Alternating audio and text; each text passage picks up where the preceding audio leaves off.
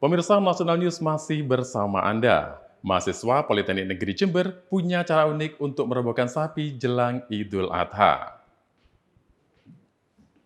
Menjelang Hari Raya Idul Adha 1443 Hijriah, berbagai kesiapan pun dilakukan masyarakat.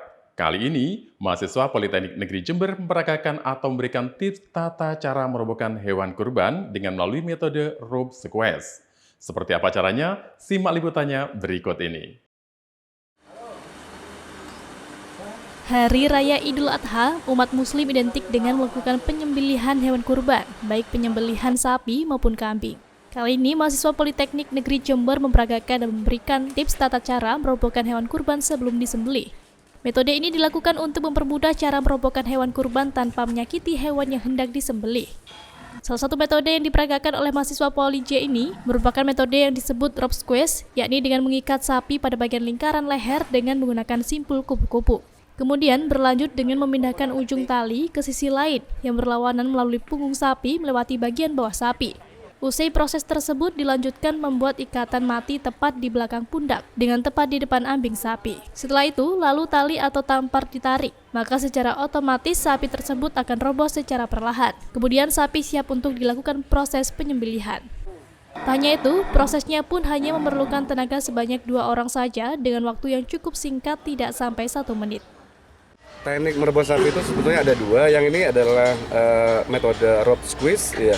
Dengan intinya dia mengunci di bagian perut dan dada sehingga sapi itu tidak bisa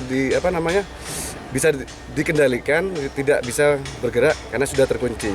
Sehingga nanti robohnya itu sesuai dengan arah tarikannya. Kalau ditarik ke kiri akan roboh ke kiri dengan posisi tidak terbanting tapi pelan-pelan dia. Seolah itu posisi merebah, gitu, direbahkan kan itulah.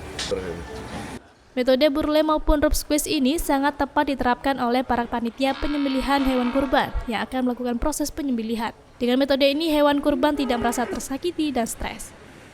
Untuk kesulitannya itu sapi kalau galak itu Pak, kesulitannya sapinya. Kalau menangannya itu tali keluh yang di hidung itu diangkat ke atas gini Pak. Jadi kita di depannya sapi, dahnya itu diginikan ke atas. Bobot juga mempengaruhi ya? Bobot juga mempengaruhi Pak. Bobot kalau misalnya kecil itu lebih mudah, kalau besar itu agak lebih kesulitan kalau 1 orang. Tapi apa yang dipersiapkan untuk? Yang dipersiapkan itu kemungkinan 1 harus tali, terus percaya diri, keberanian gitu Pak. Kalau kita setengah-setengah pasti kan sapinya juga ikut takut, nanti sapinya akan terus melawan gitu Pak. Dari Jember, Hisyam Nugroho, Nasional TV melaporkan.